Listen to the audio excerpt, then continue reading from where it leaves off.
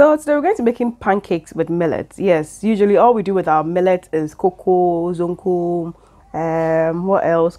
The local stuff we do with our millet. But you can do this for your breakfast, which is very healthy. And for those who want to check their weight, you can also go with this. And this is rich in fiber as well. And you know, millet is one superfood as well. So I'm going to teach you how to make pancakes at home with millet to get it at a good texture, and then get it in two various forms, whether you want it sweet or you want it savory.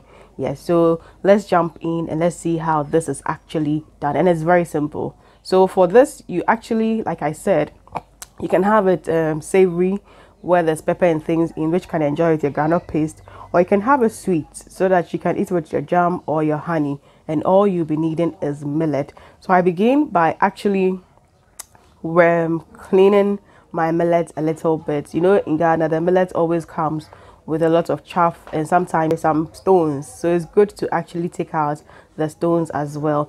And I'm going to be using the local perforated pan, the sewing or the strainer, to actually help me take the chaff off, because you don't want to run this in your drainage. That's going to choke your sinks. So just pour that over, and then usually when you wash your millet, you realize that the chaff and then the spoiled ones and the ones that maybe animals or weevils may have eaten is always going to float on top.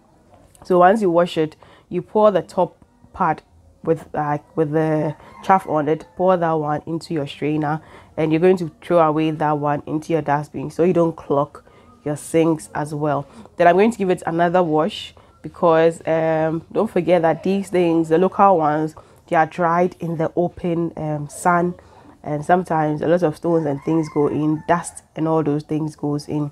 So it's good to wash this about 2 or 3 times in there. So it's good to have some running water.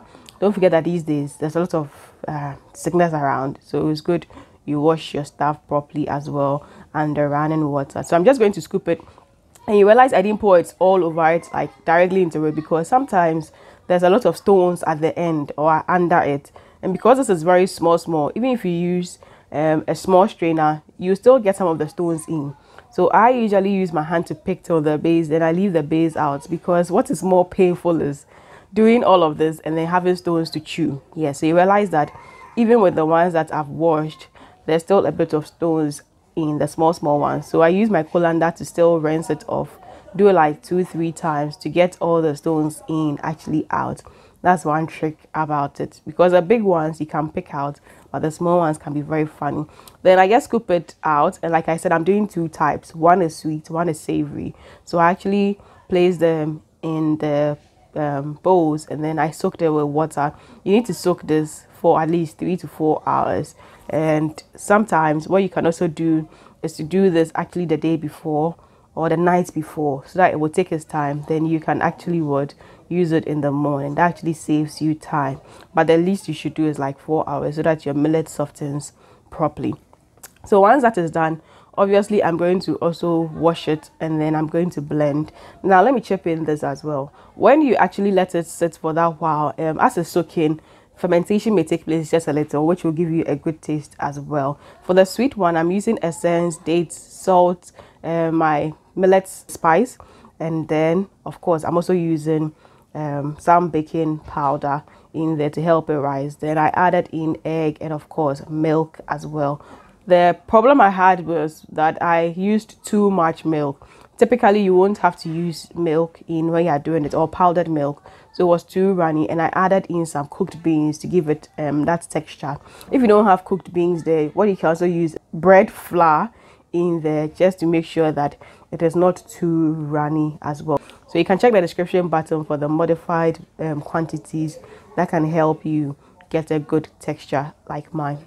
So once I'm done, I'm just going into my my pan, and then I'm going to use margarine to fry it, because I've not added any fat into the pancake. And you know, pancake, you need a bit of fat in to improve the texture as well. So I'm just going to be frying with this. Then that also goes in, and I just fry it. Before you turn or before you flip it, make sure that you've cooked this low heat, and then it's cooked all through. The color is all cooked, like essentially all around it. Then you know it's good to actually flip it. Don't be in a haste to flip this, and don't do this over high heat, else you get very brown pancake, but the inside will be a bit raw. So I use low temperature to actually fry this all through. And you don't need a deep fry for this. If you use too much oil, it's going to be very soggy, like angwa. Yes, so you just don't want to use too much oil in this as well. That's why I'm using the grill pan in there. It also gives it some nice marks in. And once it's done, you can just take it from your pan. You realize all the sides are well cooked and well done. Then you continue the process. You're margarine in, then you put your butter into it, your pancake batter into it. So this is very easy to do. If you don't have margarine, you can use butter, you can use oil, whatever is your preference. When it's hot, it is very soft. When it's hot, it is very soft and very fluffy and guy. But when it cools down, it will firm up a bit more.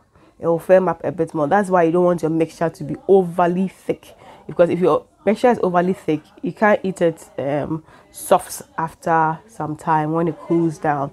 So I'd always recommend you check that as well. For the savory version, I'm adding pepper, I'm adding onion, I've got a bit of bell pepper in, I'm adding ginger, and of course, I'm adding in some salt and my millet spice. I don't do millet recipes without my millet spice. Yes, you can check my 10 most essential spices and you find that in. Then I added in egg and just a little bit of water. The water is optional. If your blender is very solid and very good, you don't need that water. But I wanted to get it well blended and I needed a little water to help it in. So once that is done, I'm using oil, coconut oil, any oil of your preference, you can use it. And I'm going to actually pour this into it. And like I keep saying, if your butter is too runny, you can just add in some beans, cooked beans to thicken it up, or some bread flour to actually thicken it up.